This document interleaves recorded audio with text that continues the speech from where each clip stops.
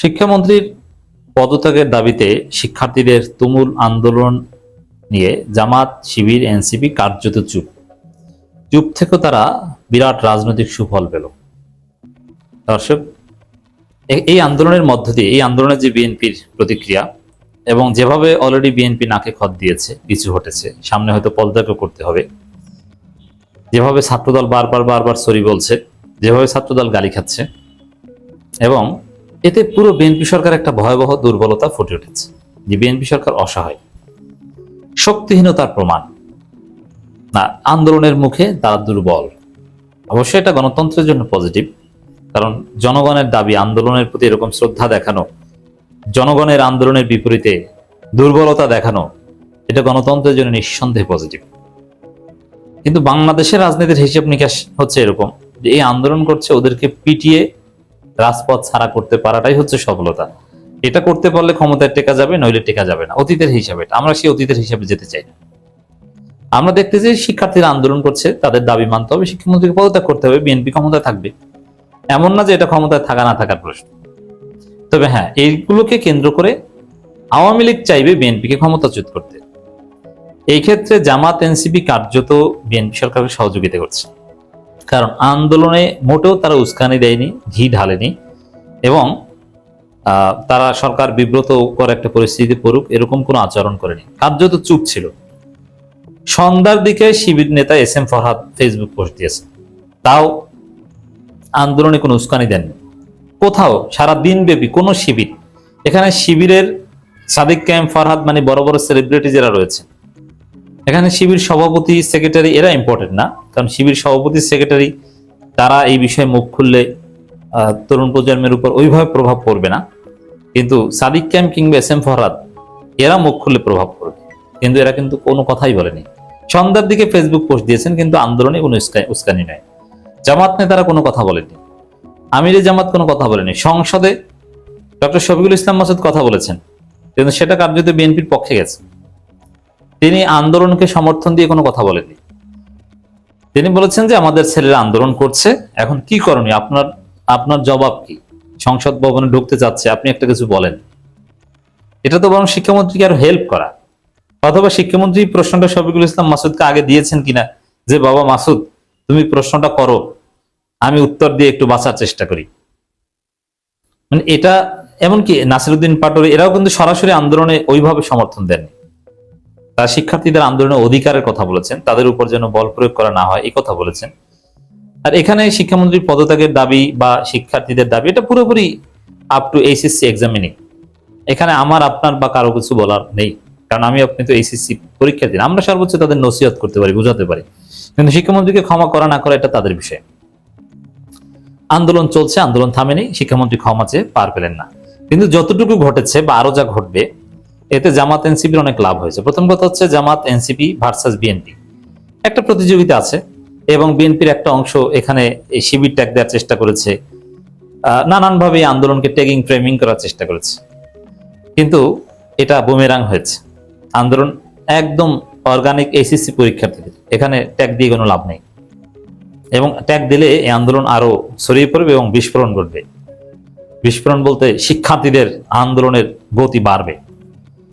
সেখানে যে পরিমাণ গালি শিক্ষামন্ত্রী খেলো, সরকার যে পরিমাণ সমালোচিত হলো, এবং ছাত্রদল যেভাবে গালি খেলো, অপমানিত হলো, লাঞ্ছিত হলো, ভুয়ো স্লোগান খেলো, এবং বিএনপি ছাত্রদল যেভাবে ভিলেন হলো, এটা ডেফিনেটলি জামাত এনসিপি কে রাজনৈতিক সুবিধা দিবে, কারণ তারা তো সরকারের সমালোচনা করে।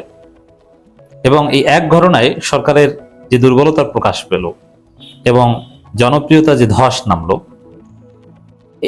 এই দুর্বলতাকে কাজে লাগিয়ে জামাত এনসিপি যা চায়, তারা জুলাই সনদ চায়, গণভোটের রায় বাস্তবায়ন চায়, এগুলোর ক্ষেত্রে আমি মনে করি কিছুটা হলো অগ্রগতি হবে। কারণ বিএনপি সরকার যে দৈঞ্চা সরকার, তারা যে দুর্বল, আন্দোলন মুখে যে তারা অসহায়। আমি একটা কথা বলি, এই যে আন্দোলন, এসএসসি পরীক্ষার্থীদের আন্দোলন, এরকম আন্দোলন ইউনূস সরকারের আমলে সকাল সন্ধ্যা হয়েছে, প্রত্যেকদিন 2-3টা হয়েছে, কিন্তু ইউনূস সরকারের ট্যাকেল দিয়েছে, বল প্রয়োগও করেনি, কিন্তু ট্যাকেল দিয়েছে। আর বিএনপি সরকারের ভয়ে কলিজার পানি শুকিয়ে গেছে। শিক্ষামন্ত্রী ঠিকভাবে কথা বলতে পারে না, ছাত্র দলের কলিজায় পানি নাই, বারবার বলে না সরি সরি সরি সরি, আমি গলা টিপে ধরছি আমার লোকের, ভাই তোমাদের না, প্লিজ কিছু বলো না, মানে ভয় থরথর করে কাঁপছে। তো দর্শক, তবে সরাসরি এই আন্দোলনে সমর্থন না দিলেও জামাত এনসিপির লোকজন সমালোচনা করতে বিএনপিকে কোনো ছাড় দেন। বিশেষ করে ব্রয়লার মুরগি বলা এই জায়গায় সমালোচনা করেছেন জামাত এনসিপি নেতারা। কিন্তু শিক্ষামন্ত্রীর পদত্যাগ, এটা সরাসরি ওইভাবে পলিটিক্যাল সমর্থন কিন্তু আসেনি, বিচ্ছিন্নভাবে দু একজন বলতে পারে। যেমন সোনারগাঁও হাসনাত আব্দুল্লাহ বলেছেন, ফার্মের মুরগিরা রাস্তায় নেমেছিল বলেই আপনারা আজ শিক্ষামন্ত্রী।